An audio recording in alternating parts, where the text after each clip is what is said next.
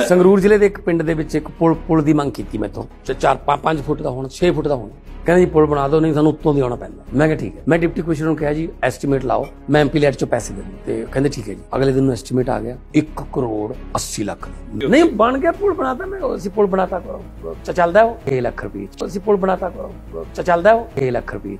ਮਾਨ ਸਾਹਿਬ ਨੇ ਪੁਲ ਬਾਰੇ ਬੋਲਿਆ, ਚਲੋ ਵਾਅਦਾ ਕੀਤਾ ਵੀ ਹਾਂ ਅਸੀਂ ਖੁਸ਼ ਸੀਗੇ, ਸਾਡਾ ਸਾਰਾ ਨਗਰ ਇੰਨਾ ਖੁਸ਼ ਹੋਇਆ ਵੀ ਸਾਡਾ ਜਿਹੜਾ ਰਸਤਾ ਹੈ ਉਹ ਇੰਨਾ ਸੋਹਣਾ ਬਣ ਜਾਓ ਕਿਉਂਕਿ ਜਿਹੜਾ ਇਹ ਰਸਤਾ ਹੈ ਇਹ ਬੁਜ਼ਰਗ ਹੁੰਦਾ ਹੋਇਆ ਸਮਾਣੇ ਨੂੰ ਜੋੜਦਾ ਹੈ। ਭਗਵੰਤ ਮਾਨ ਸਾਹਿਬ ਨੇ ਜਿੱਦੇ ਪੇਪਰ ਭਰੇ ਨੇ ਉਸ ਦਿਨ ਵੀ ਮਾਨ ਸਾਹਿਬ ਕਹਿ ਰਹੇ ਨੇ ਮੈਂ ਸੰਗਰੂਰ ਜ਼ਿਲ੍ਹੇ ਦੇ ਪਿੰਡ 'ਚ ਉਹੀ 6 ਲੱਖ ਵਾਲਾ ਪੁਲ ਲਾਇਆ। ਸਾਨੂੰ ਸ਼ੱਕ ਚੀਮਾ ਸਾਹਿਬ ਤੇ ਹੋਰ ਹੁੰਦਾ ਵੀ ਕਿਤੇ ਕਾਗਜ਼ਾਂ 'ਚ ਤਾਂ ਨਹੀਂ ਬਣ ਗਿਆ। ਤੇ ਮੈਂ ਮਾਨ ਸਾਹਿਬ ਨੂੰ ਸੰਗਰੂਰ ਮਿਲਿਆ ਸੀ। ਮਾਨ ਸਾਹਿਬ ਦੀ ਸਟੇਟਮੈਂਟ ਕੀ ਸੀ ਵੀ ਮੈਂ ਤੁਹਾਡੇ ਅਕਾਊਂਟ 'ਚ ਪੈਸੇ ਪਾਤੇ। ਮੈਂ ਮਾਨ ਸਾਹਿਬ ਨੂੰ ਆਖਿਆ ਵੀ ਆਹ ਚੱਕੋ ਸਟੇਟਮੈਂਟ ਮੇਰੇ ਅਕਾਊਂਟ 'ਚ ਪੈਸੇ ਦਿਖਾਓ। ਪੰਚ ਜਾਣ ਬੁੱਝ ਕੇ ਇਸ ਵਾਰ ਝਾੜੂ ਦੇ ਉੱਪਰ ਵੀ ਝਾੜੂ ਦੀ ਕਿਤੇ ਸਰਕਾਰ ਨਾ ਆ ਜਾਵੇ ਇਸ ਕਰਕੇ ਜਾਣ ਬੁੱਝ ਕੇ ਇਲਜ਼ਾਮ ਨਾ ਲਾਉਂਦਾ ਹੋਵੇ। ਖਬਰਾਂ ਕਾਗਜ਼ਾਂ 'ਚ ਕਿੱਥੇ ਲੱਗੇ ਜੀ, ਉਹਦਾ ਹੁਣ ਲੱਗਿਆ ਹੋਇਆ ਉਹਨੂੰ ਦਿਖਦਾ ਜੀ। ਆਹ ਦੇਖ ਲਓ 6 ਲੱਖ 'ਚ ਲਾਇਆ ਪਿਆ, ਉਹ 2 ਖੰਭੇ ਖਿੱਚ ਕੇ ਧਰੇ ਪਏ ਨੇ। ਆਪਣੇ ਜਿਹੜੇ ਲੈਟਰ ਹੁੰਦੇ ਨਾ 2 ਲੈਟਰ ਪਏ ਨੇ ਸਿੱਟੇ। ਠੀਕ ਹੈ ਜੀ, ਦੇਖ ਲਿਆ ਤੁਸੀਂ ਲੰਘਾ। ਬਾਈ ਸਤਿ ਸ਼੍ਰੀ ਅਕਾਲ ਜੀ। ਬਾਈ ਆਪਣਾ ਪਰਲੀ ਸਾਈਡ ਵੀ ਬਾਣ ਹੈਗਾ ਜਿਹੜਾ ਕਿ ਬਾਈ ਆਪਣਾ 6 ਕਿੱਲੇ ਨੇ ਬਾਣ ਦੇ। ਬਾਈ ਫਿਰ ਕਿਵੇਂ ਬਾਉਣ ਕਿਵੇਂ ਜਾਂਦੇ ਹੋ, ਟਰੈਕਟਰ ਕਿਵੇਂ ਲੈ? ਬਾਈ ਬਾਉਣ ਵਾਸਤੇ ਆਪਾਂ ਨੂੰ ਕੰਗਰੋਲੀ ਹੋ ਕੇ ਆਉਣਾ ਪੈਂਦਾ, ਨਾਲ ਲਾਗੇ ਪਿੰਡਾ ਉਹਦੇ ਘੁੰਮ ਕੇ ਬਾਈ 8 ਕਿਲੋਮੀਟਰ ਘੁੰਮ ਕੇ ਆਉਣਾ ਪੈਂਦਾ। ਦੂਜੇ ਨੰਬਰ ਤੇ ਕੰਪੈਨ ਵਾਲਾ ਵੀ ਬਾਈ ਵੱਢਣ ਨਹੀਂ ਆਉਂਦਾ। ਭਗਵੰਤ ਮਾਨ ਦੀ ਜਾਂ ਆਪ ਦੀ ਸਰਕਾਰ ਆਉਂਦੀ ਹੈ ਪੰਜਾਬ ਦੇ ਵਿੱਚ, ਕੀ ਜਾਣਾਂਗੇ ਕਿ ਇਦਾਂ ਦੇ ਵਿਕਾਸ ਹੋਣਗੇ ਪੰਜਾਬ ਦੇ ਵਿੱਚ ਕਿ ਆਉਣ ਵਾਲੇ ਸਮੇਂ ਦੇ ਵਿੱਚ ਸਿਰਫ ਗੱਲਾਂ ਦੇ ਹੀ ਪੁਲ ਬਣਨਗੇ ਕਿ ਬਘਰੌਲ ਵਾਲੇ ਲੋਕਾਂ ਵਾਂਗੂ ਬਘਰੌਲ ਪਿੰਡ ਦੇ ਲੋਕਾਂ ਵਾਂਗੂ ਲੋਕਾਂ ਨੂੰ ਪੁਲਾਂ ਦਾ ਸਾਹਮਣਾ ਸਿਰਫ ਮਾਨ ਸਾਹਿਬ ਦੀਆਂ ਇੰਟਰਵਿਊਆਂ ਦੇ ਵਿੱਚ ਹੀ ਦਿਖੇਗਾ, ਮਾਨ ਸਾਹਿਬ ਦੀਆਂ ਇੰਟਰਵਿਊਆਂ 'ਚ ਹੀ ਨਜ਼ਰ ਆਏਗਾ। ਜਾ ਕੇ ਨਾ ਇੱਥੇ ਤਿਆਰ ਹੋ ਕੇ ਵਿਆਹ ਲਈ ਚੱਲਿਆ, ਇੱਥੇ ਆ ਕੇ ਵਿੱਚ ਡਿੱਗਿਆ ਮੋਟਰਸਾਈਕਲ, ਨਾਲ ਦੀ ਨਾਲ ਸਾਰੇ ਕੱਪੜੇ ਲਿਬੜ ਗਏ, ਪ੍ਰੋਗਰਾਮ ਤੋਂ ਵਿਚਾਰਾ ਘਰੀ ਵੜ ਗਿਆ। ਇੰਨੇ ਸਾਲ ਦੋਨਾਂ ਪਾਰਟੀਆਂ ਨੇ ਪੰਜਾਬ ਨੂੰ ਲੁੱਟ ਲਿਆ, ਤੀਜੀ ਧਿਰ ਨੂੰ ਆਉਣਾ ਚਾਹੀਦਾ। ਫਿਰ ਤੁਸੀਂ ਉਹੀ ਗੱਲ ਕਰਦੇ ਹੋ ਕਿ ਏਕਾ ਕਰਕੇ ਤੀਜੀ ਧਿਰ ਨੂੰ ਨਹੀਂ ਆਉਣਾ ਦੇਣਾ, ਕਾਬਲ ਨਹੀਂ ਨਾ ਕੋਈ ਏਕਾ ਨਹੀਂ ਬਾਈ ਜੀ। ਮੈਂ ਪਹਿਲਾਂ ਕਹਿ ਗਿਆ ਮੈਂ ਪ੍ਰਮਾਤਮਾ ਨੂੰ ਹਾਜ਼ਰ ਨਾਜ਼ਰ ਜਾਣ ਕੇ ਕਹਿਣਾ ਪੰਜਾਬ ਨੇ ਬਹੁਤ ਸੰਤਾਪ ਹੋ ਗਿਆ। ਵਿਧਾਨ ਸਭਾ ਹਲਕਾ ਧੂਰੀ ਤੋਂ ਭਗਵੰਤ ਮਾਨ ਨੂੰ ਸੀਐਮ ਚਿਹਰਾ ਬਣਾ ਕੇ ਉਤਾਰਿਆ ਹੈ। ਭਗਵੰਤ ਮਾਨ ਇੱਕ ਗੱਲਾਂ ਕਰਦੇ ਨੇ ਕਿ ਸੰਗਰੂਰ ਜ਼ਿਲ੍ਹੇ ਦਾ ਇੱਕ ਪਿੰਡ ਹੈ ਬਘਰੌਲ, ਉਸ ਪਿੰਡ ਦੇ ਵਿੱਚ ਮੈਂ ਇੱਕ ਪੁਲ ਬਣਾਇਆ। ਪੁਲ ਦੇ ਉੱਪਰ ਤਕਰੀਬਨ 1.5 ਕਰੋੜ ਤੋਂ ਉੱਪਰ ਦਾ ਐਸਟੀਮੇਟ ਲੱਗਿਆ ਤੇ ਮੈਂ ਆਪਣੇ ਇੱਕ ਮਿੱਤਰ ਨੂੰ ਕਿਹਾ ਹੈ ਕਿ ਇਸ ਪੁਲ ਦਾ ਐਸਟੀਮੇਟ ਲਗਾਓ ਤੇ ਉਹ ਪੁਲ 6 ਲੱਖ ਦੇ ਵਿੱਚ ਹੀ ਸਿਰਫ ਬਣ ਕੇ ਤਿਆਰ ਹੋ ਗਿਆ। ਮੈਂ ਜਿਸ ਜਗ੍ਹਾ ਤੇ ਖੜਾ ਇਹ ਉਸੇ ਪੁਲ ਦੇ ਉੱਪਰ ਖੜਾ ਮੈਂ ਜੋ ਭਗਵੰਤ ਮਾਨ ਸਾਹਿਬ ਗੱਲਾਂ ਕਰਦੇ ਨੇ। ਭਗਵੰਤ ਮਾਨ ਸਾਹਿਬ ਕਹਿੰਦੇ ਨੇ ਕਿ ਪੁਲ ਬਣ ਕੇ ਤਿਆਰ ਹੋ ਚੁੱਕਿਆ ਹੈ। ਤੁਸੀਂ ਦੇਖ ਸਕਦੇ ਹੋ ਇਹ ਇੱਕ ਗੰਦਾ ਨਾਲਾ ਹੈ, ਗੰਦਾ ਨਾਲਾ ਲੰਘ ਰਿਹਾ। ਜੇਕਰ ਇਸ ਨਾਲੇ ਦੇ ਉੱਪਰ ਪੁਲ ਬਣ ਜਾਂਦਾ ਹੈ ਤਾਂ ਇਹ 2 ਪਿੰਡਾਂ ਨੂੰ ਆਪਸ ਦੇ ਵਿੱਚ ਜੋੜ ਦਿੰਦਾ ਹੈ। ਪਰ ਭਗਵੰਤ ਮਾਨ ਸਾਹਿਬ ਕਹਿੰਦੇ ਕਿ 6 ਲੱਖ ਦੇ ਵਿੱਚ ਮੈਂ ਇੱਥੇ ਪੁਲ ਲਗਾ ਦਿੱਤਾ। ਪਿੰਡ ਬਘਰੌਲ ਦੇ ਲੋਕਾਂ ਤੋਂ ਜਾਣਦੇ ਆ ਕਿ ਭਗਵੰਤ ਮਾਨ ਸਾਹਿਬ ਨੇ ਜਿਹੜਾ ਪੁਲ ਲਾਇਆ ਉਹ ਕਿੱਥੇ ਲਾਇਆ 6 ਲੱਖ ਦੇ ਵਿੱਚ। ਸਾਡੇ ਨਾਲ ਪਿੰਡ ਬਘਰੌਲ ਦੇ ਮੌਜੂਦਾ ਸਰਪੰਚ ਖੜੇ ਨੇ, ਸਰਪੰਚ ਤੋਂ ਜਾਣਦੇ ਆ ਆਪਾਂ। ਬਾਈ ਜੀ ਸਤਿ ਸ਼੍ਰੀ ਅਕਾਲ। ਸਤਿ ਸ਼੍ਰੀ ਅਕਾਲ ਵੀਰ ਜੀ। ਤੁਹਾਡੇ ਪਿੰਡ ਦੇ ਵਿੱਚ ਭਗਵੰਤ ਮਾਨ ਸਾਹਿਬ ਨੇ ਇੱਕ ਪੁਲ ਬਣਾਇਆ ਹੈਗਾ, ਉਹ ਪੁਲ ਕਿਸ ਜਗ੍ਹਾ ਤੇ ਬਣਾਇਆ ਹੈਗਾ ਜੀ? ਬਾਈ ਜੀ ਪਹਿਲਾਂ ਤਾਂ ਮੈਂ ਤੁਹਾਡੇ ਚੈਨਲ ਦਾ ਬਹੁਤ ਬਹੁਤ ਧੰਨਵਾਦ ਕਰਦਾ ਵੀ ਤੁਸੀਂ ਸਾਡਾ ਇਹ ਜਿਹੜੀ ਸਾਡਾ ਦੁੱਖ ਹੈ ਇਹਨੂੰ ਸੁਣਨਾ ਹੈ। ਤੁਹਾਡਾ ਬਹੁਤ ਜ਼ਿਆਦਾ ਧੰਨਵਾਦ। ਇਹ ਜਿਹੜਾ ਪੁਲ ਲਾਇਆ ਇਹ ਪੁਲ ਜੇ ਤੁਹਾਨੂੰ ਦਿਖਾ ਦਈਏ ਨਾ ਬਹੁਤ ਹਾਸੇ ਵਾਲੀ ਗੱਲ ਹੈ, ਸ਼ਰਮ ਵਾਲੀ ਗੱਲ ਹੈ। ਇਹ ਆਹ ਹੈ ਬਾਈ ਇੱਧਰਲੀ ਸਾਈਡ ਪੁਲ ਲੱਗਿਆ ਹੋਇਆ, ਦਿਖਾ ਦਿਓ। ਪਰ ਇਹਦੇ ਵਿੱਚ ਮੈਂ ਇੱਕ ਤੁਹਾਨੂੰ ਦੱਸਣਾ ਚਾਹੁੰਦਾ, ਮਾਨ ਸਾਹਿਬ ਨੇ ਪੁਲ ਬਾਰੇ ਬੋਲਿਆ, ਚਲੋ ਵਾਅਦਾ ਕੀਤਾ ਵੀ ਹਾਂ ਅਸੀਂ ਖੁਸ਼ ਸੀਗੇ, ਸਾਡਾ ਸਾਰਾ ਨਗਰ ਇੰਨਾ ਖੁਸ਼ ਹੋਇਆ ਵੀ ਸਾਡਾ ਜਿਹੜਾ ਰਸਤਾ ਹੈ ਉਹ ਇੰਨਾ ਸੋਹਣਾ ਬਣ ਜਾਓ ਕਿਉਂਕਿ ਜਿਹੜਾ ਇਹ ਰਸਤਾ ਹੈ ਇਹ ਬੁਜ਼ਰਗ ਹੁੰਦਾ ਹੋਇਆ ਸਮਾਣੇ ਨੂੰ ਜੋੜਦਾ ਹੈ। ਸਾਡੇ ਪਿੰਡ ਦਾ ਜ਼ਿਆਦਾਤਰ ਲੋਕੀ ਸਮਾਣੇ ਨੂੰ ਜਾਂਦੇ ਨੇ ਤੇ ਹੁਣ ਇਹ ਪੁਲ ਦਾ ਹਾਲ ਦੇਖ ਲਓ, ਇਹ ਪੁਲ ਲੱਗਿਆ ਹੋਇਆ। ਤੇ ਮੈਂ ਦੂਜੀ ਗੱਲ, ਮੈਂ ਸਭ ਤੋਂ ਦੋਸ਼ੀ ਜਿਹੜਾ ਹੈਗਾ ਇਹ ਗੰਦਗੀ ਪੈਣ 'ਚ ਉਹ ਹਰਪਾਲ ਸਿੰਘ ਚੀਮਾ ਜਿਹੜਾ ਆਪੋਜੀਟ ਮਿਨਿਸਟਰ ਰਿਹਾ, ਉਹ ਆਪੋਜੀਟ ਮਿਨਿਸਟਰ ਸਰਕਾਰ 'ਚ ਰਿਹਾ, ਉਹਦਾ ਇੱਕ ਰੈਂਕ ਹੈ ਜਿਹੜਾ ਉਹ ਬਹੁਤ ਵੱਡਾ ਰਿਹਾ, ਕੈਬਨਿਟ ਮੰਤਰੀ ਦਾ ਰੈਂਕ ਰਿਹਾ, ਮੌਜੂਦਾ MLA। ਤੇ ਉਹਦਾ ਫਰਜ਼ ਬਣਦਾ ਸੀ ਵੀ ਮੈਂ ਬਘਰੌਲ ਦੇ ਵਿੱਚ ਦੁਬਾਰਾ ਪਿੰਡ ਦੇ ਵਿੱਚ ਵੋਟਾਂ ਮੰਗਣ ਜਾਣਾ, ਮੈਂ ਜਾਵਾਂ, ਮੈਂ ਹਾਲ ਦੇਖਾਂ, ਜਾਂ ਮੈਂ ਮਾਨ ਸਾਹਿਬ ਨੂੰ ਕਹਾਂ ਮਾਨ ਸਾਹਿਬ ਜਿਹੜਾ ਤੁਹਾਡਾ ਪੁਲ ਬੋਲਿਆ ਹੋਇਆ ਸੀ ਤੁਸੀਂ ਮੇਰਾ ਪੁਲ ਲਵਾਓ, ਮੈਨੂੰ ਲੋਕਾਂ ਨੇ ਪਿੰਡ 'ਚ ਨਹੀਂ ਵੜਨ ਦੇਣਾ। ਅੱਜ ਹਾਲ ਚੀਮਾ ਸਾਹਿਬ ਦਾ ਇਹੀ ਹੈ, ਸਾਰਾ ਨਗਰ ਚੀਮਾ ਸਾਹਿਬ ਦੇ ਵਿਰੋਧ 'ਚ ਹੈ। ਜਿੱਦੇ ਹਰਪਾਲ ਚੀਮਾ ਵਿਰੋਧੀ ਧਿਰ ਦੇ ਨੇਤਾ ਹਰਪਾਲ ਚੀਮਾ ਇਸ ਪਿੰਡ ਦੇ ਵਿੱਚ ਪੁਲ ਦੀ ਜਦੋਂ ਅਨਾਉਂਸਮੈਂਟ ਹੋਈ ਆ ਤੁਸੀਂ ਭਗਵੰਤ ਮਾਨ ਸਾਹਿਬ ਦੇ ਆਪੋਜੀਟ ਇੱਕ ਵੀਡੀਓ ਪਾਈ ਆ, ਉਹਨਾਂ ਨੂੰ ਦੱਸਿਆ ਕਿ ਤੁਸੀਂ ਪੁਲ ਜਿਹੜਾ ਬਣਾਇਆ ਉਹ ਸਾਡੇ ਪਿੰਡ 'ਚ ਨਹੀਂ ਬਣਿਆ। ਉਦੋਂ ਬਾਅਦ ਚੀਮਾ ਸਾਹਿਬ ਇੱਥੇ ਆਏ ਨੇ, ਵਿਜ਼ਿਟ ਕੀਤਾ ਦੇਖਣ? ਚੀਮਾ ਸਾਹਿਬ ਨੇ ਕੋਈ ਵਿਜ਼ਿਟ ਨਹੀਂ ਕੀਤੀ, ਕਿਸੇ ਨੂੰ ਨਹੀਂ ਪੁੱਛਿਆ। ਸਾਨੂੰ ਇੱਕ ਸ਼ੱਕ ਹੋਰ ਹੈ ਵੀ ਕਿਤੇ ਭਗਵੰਤ ਮਾਨ ਸਾਹਿਬ ਨੇ ਜਿੱਦੇ ਪੇਪਰ ਭਰੇ ਨੇ ਉਸ ਦਿਨ ਵੀ ਮਾਨ ਸਾਹਿਬ ਕਹਿ ਰਹੇ ਨੇ ਮੈਂ ਸੰਗਰੂਰ ਜ਼ਿਲ੍ਹੇ ਦੇ ਪਿੰਡ 'ਚ ਉਹੀ 6 ਲੱਖ ਵਾਲਾ ਪੁਲ ਲਾਇਆ। ਸਾਨੂੰ ਸ਼ੱਕ ਚੀਮਾ ਸਾਹਿਬ ਤੇ ਹੋਰ ਹੁੰਦਾ ਵੀ ਕਿਤੇ ਕਾਗਜ਼ਾਂ 'ਚ ਤਾਂ ਨਹੀਂ ਬਣ ਗਿਆ, ਕਿਤੇ ਸਾਡੇ ਪਿੰਡ ਦੇ ਜਿਹੜੇ ਪੁਲ ਦੇ ਪੈਸੇ ਨੇ, ਇੱਕ ਮਿੰਟ ਬਈ ਸਾਡੇ ਪਿੰਡ ਦੇ ਜਿਹੜੇ ਪੈਸੇ ਨੇ ਕਿਤੇ ਖਾਦੇ ਤਾਂ ਨਹੀਂ ਗਏ। ਸਾਨੂੰ ਇਹ ਸੱਚਾਈ ਮਿਲਣੀ ਚਾਹੀਦੀ ਹੈ ਵੀ ਸਾਡੇ ਪਿੰਡ ਦੇ ਪੈਸੇ ਗਏ ਪੁਲ ਵਾਲੇ ਕਿੱਥੇ। ਸ਼ਾਇਦ ਸਾਨੂੰ ਇਹ ਸ਼ੱਕ ਹੈ ਵੀ ਮਾਨ ਸਾਹਿਬ ਨੇ ਇਹਨੂੰ ਚੀਮਾ ਸਾਹਿਬ ਨੂੰ ਪੁੱਛਿਆ ਹੋਊਗਾ ਵੀ ਪੁਲ ਬਣ ਗਿਆ, ਇਹਨਾਂ ਨੇ ਫੇਰ ਕਹਿਤਾ ਉਹ ਵੀ ਪੁਲ ਬਣ ਗਿਆ, ਤਾਂ ਕਰਕੇ ਭਗਵੰਤ ਮਾਨ ਨੇ ਇਹ ਸਟੇਟਮੈਂਟ ਫੇਰ ਦਿੱਤੀ ਹੈ। ਅੱਛਾ, ਤੁਸੀਂ ਕਹਿ ਰਹੇ ਵੀ ਮਾਨ ਸਾਹਿਬ ਨੇ ਸਟੇਟਮੈਂਟ ਚੀਮਾ ਸਾਹਿਬ ਦੇ ਕਹਿਣ ਤੇ ਦੁਬਾਰਾ ਫੇਰ ਦੇ ਦਿੱਤੀ ਹੈ। ਤੁਸੀਂ ਇਹ ਸਮਝਦੇ ਹੋ ਵੀ ਮਾਨ ਸਾਹਿਬ ਇੱਕ ਇਮਾਨਦਾਰ ਲੀਡਰ ਹੈ? ਦੇਖੋ ਜੀ, ਇਹ ਗੱਲ ਤਾਂ ਹੁਣ ਸਾਰਿਆਂ ਨੂੰ ਪਤਾ ਹੈ ਵੀ ਮਾਨ ਸਾਹਿਬ ਇਹੋ ਜਿਹੀ ਕੋਈ ਗੱਲ ਨਹੀਂ, ਵਧੀਆ ਹੈ, ਪਰ ਮਾਨ ਸਾਹਿਬ ਨੂੰ ਵੀ ਕੀ ਹੈ, ਮਾਨ ਸਾਹਿਬ ਵੀ ਡੰਮੀ ਬਣਾ ਕੇ ਛੱਡਤਾ। ਮੈਂ ਕੱਲ ਮੈਨੂੰ ਦਿੱਲੀ ਤੋਂ ਫੋਨ ਆਇਆ, ਉਹਨਾਂ ਨੇ ਮੈਨੂੰ ਆਮ ਆਦਮੀ ਪਾਰਟੀ ਬਾਰੇ ਪੁੱਛਿਆ। ਮੈਂ ਉਹਨਾਂ ਨੂੰ ਇੱਕ ਗੱਲ ਪੁੱਛੀ, ਮੈਨੂੰ ਐਂ ਦੱਸੋ ਸੁਖਬੀਰ ਬਾਦਲ ਅਕਾਲੀ ਦਲ ਦਾ ਪ੍ਰਧਾਨ ਹੈ, ਉਹਨੇ ਸਾਰੀਆਂ 112 ਦੀਆਂ 112 ਸੀਟਾਂ ਜਿੰਨੀਆਂ ਹੈਗੀਆਂ ਨੇ ਸਾਰੀਆਂ ਤੇ ਟਿਕਟਾਂ ਦਿੱਤੀਆਂ, ਇੱਕ ਵਿਰੋਧ ਨਹੀਂ ਹੋਇਆ। ਸੋਡੀ ਪਾਰਟੀ ਜਿਹੜਾ ਕੀ ਸੱਪ ਵੜ ਗਿਆ ਵੀ ਹਰੇਕ ਥਾਂ ਜਲੂਸ ਨਿਕਲ ਰਿਹਾ। ਭਗਵੰਤ ਮਾਨ ਨੂੰ ਇੱਕ ਡੰਮੀ ਮੁੱਖ ਮੰਤਰੀ ਐਲਾਨਤਾ, ਜਾਂ ਤਾਂ ਭਗਵੰਤ ਮਾਨ ਨੂੰ ਪਾਵਰ ਦੇਣਾ ਵੀ ਆਹ ਟਿਕਟਾਂ ਤਿੰਨੇ ਵੰਡਣੀਆਂ ਨੇ। 47 ਆਮ ਆਦਮੀ ਪਾਰਟੀ ਦੇ 47 ਐਮਐਲਏ ਨਕਾਰਾ ਕਰਕੇ, ਕੋਈ ਕਾਂਗਰਸ ਚੋਂ ਹੈ, ਕੋਈ ਅਕਾਲੀ ਦਲ ਚੋਂ ਕੱਢੇ ਹੋਏ ਨੇ, ਉਹਨਾਂ ਨੂੰ ਇਹਨਾਂ ਨੇ ਟਿਕਟਾਂ ਦਿੱਤੀਆਂ। ਉਹ ਵੀ ਇਲਜ਼ਾਮ ਲੱਗ ਰਹੇ ਨੇ ਵੀ ਅੱਜ ਇਹਨੇ 40 ਲੱਖ ਲੈ ਲਏ ਨੇ, 6 ਲੱਖ ਲੈ ਲਏ ਨੇ, 7 ਲੱਖ ਲੈ ਲਿਆ, ਉਹਨਾਂ ਦੀ ਬਦਨਾਮੀ ਆ।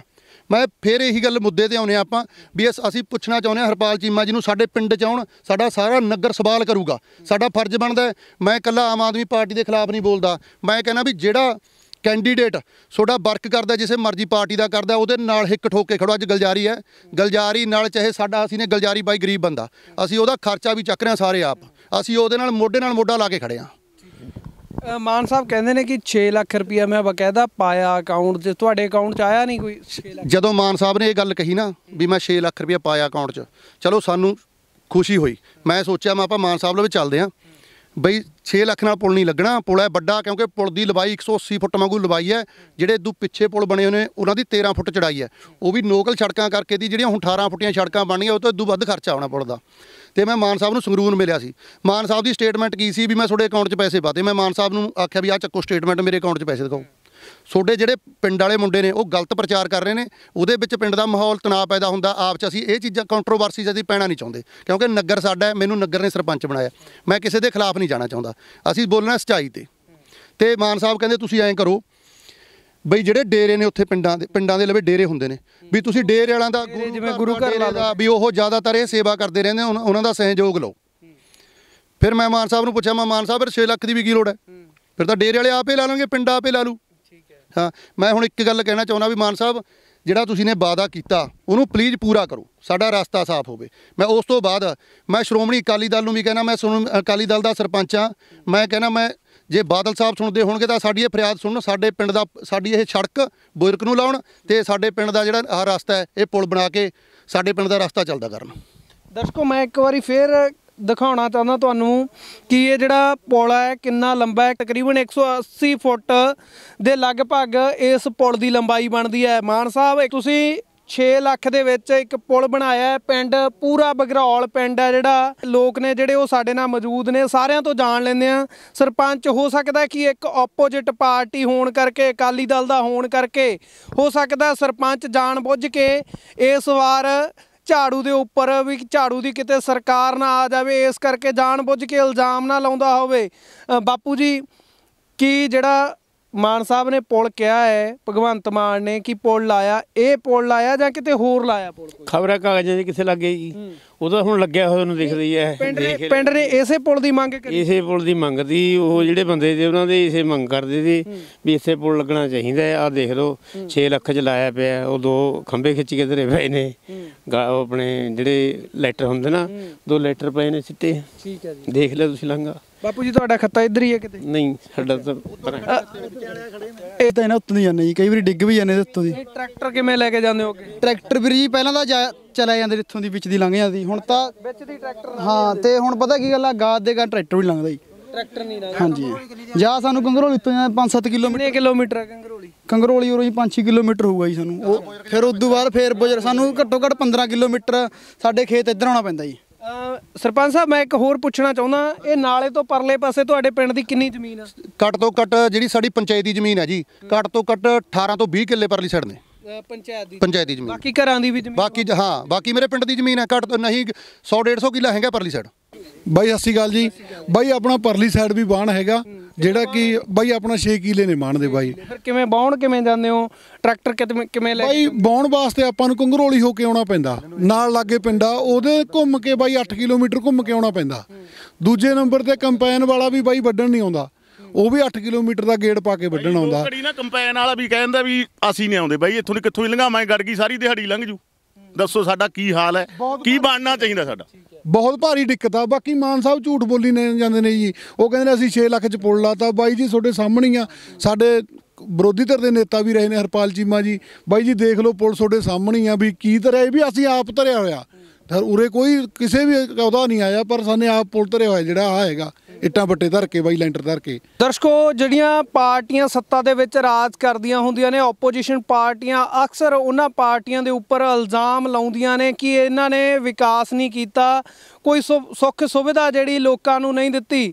ਪਰ ਜੇਕਰ ਹੁਣ ਅਸੀਂ ਗੱਲ ਕਰ ਲਈਏ ਭਗਵੰਤ ਮਾਨ ਦੀ, ਜੇਕਰ ਭਗਵੰਤ ਮਾਨ ਦੀ ਜਾਂ ਆਪ ਦੀ ਸਰਕਾਰ ਆਉਂਦੀ ਹੈ ਪੰਜਾਬ ਦੇ ਵਿੱਚ, ਕੀ ਜਾਣਾਂਗੇ ਕਿ ਇੱਦਾਂ ਦੇ ਵਿਕਾਸ ਹੋਣਗੇ ਪੰਜਾਬ ਦੇ ਵਿੱਚ ਕਿ ਆਉਣ ਵਾਲੇ ਸਮੇਂ ਦੇ ਵਿੱਚ ਸਿਰਫ ਗੱਲਾਂ ਦੇ ਹੀ ਪੁਲ ਬਣਨਗੇ ਕਿ ਬਘਰੌਲ ਵਾਲੇ ਲੋਕਾਂ ਵਾਂਗੂ, ਬਘਰੌਲ ਪਿੰਡ ਦੇ ਲੋਕਾਂ ਵਾਂਗੂ ਲੋਕਾਂ ਨੂੰ ਪੁਲਾਂ ਦਾ ਸਾਹਮਣਾ ਸਿਰਫ ਮਾਨ ਸਾਹਿਬ ਦੀਆਂ ਇੰਟਰਵਿਊਆਂ ਦੇ ਵਿੱਚ ਹੀ ਦਿਖੇਗਾ, ਮਾਨ ਸਾਹਿਬ ਦੀਆਂ ਇੰਟਰਵਿਊਆਂ 'ਚ ਹੀ ਨਜ਼ਰ ਆਏਗਾ। 1 ਕਰੋੜ 80 ਲੱਖ 1 ਕਰੋੜ 60 ਲੱਖ ਵਾਲਾ ਪੁਲ ਹੈ ਜਿਹੜਾ, ਉਹ ਮੈਂ 6 ਲੱਖ ਦੇ ਵਿੱਚ ਲਗਾ ਦਿੱਤਾ ਹੈ, ਉਹ ਪੁਲ ਚਾਲੂ ਹੈ।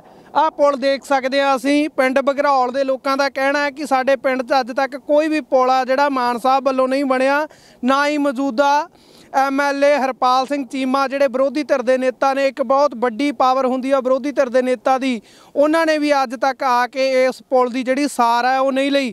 20 ਬੰਦੇ ਤਾਂ ਨਾ ਘੱਟੋ ਘੱਟ ਇੱਥੇ ਡਿੱਗ ਚੁੱਕੇ ਨੇ, ਜਿਹਨਾਂ ਲੱਤਾਂ ਬਾਹਾਂ ਟੁੱਟ ਚੁੱਕੀਆਂ ਨੇ, ਨਾਲ ਬੱਚੇ ਹੁੰਦੇ ਨੇ। ਇੱਕ ਦਿਨ ਇੱਕ ਪਰਿਵਾਰ ਜਾਵੇ, ਸਾਡਾ ਖੁਦ ਦਾ ਪਰਿਵਾਰ ਜਾ ਕੇ ਨਾ ਇੱਥੇ ਤਿਆਰ ਹੋ ਕੇ ਵਿਆਹ ਲਈ ਚੱਲਿਆ, ਇੱਥੇ ਆ ਕੇ ਵਿੱਚ ਡਿੱਗਿਆ ਮੋਟਰਸਾਈਕਲ, ਨਾਲ ਦੀ ਨਾਲ ਸਾਰੇ ਕੱਪੜੇ ਲਿਬੜ ਗਏ, ਪ੍ਰੋਗਰਾਮ ਤੋਂ ਵਿਚਾਰਾ ਘਰੀ ਵੜ ਗਿਆ।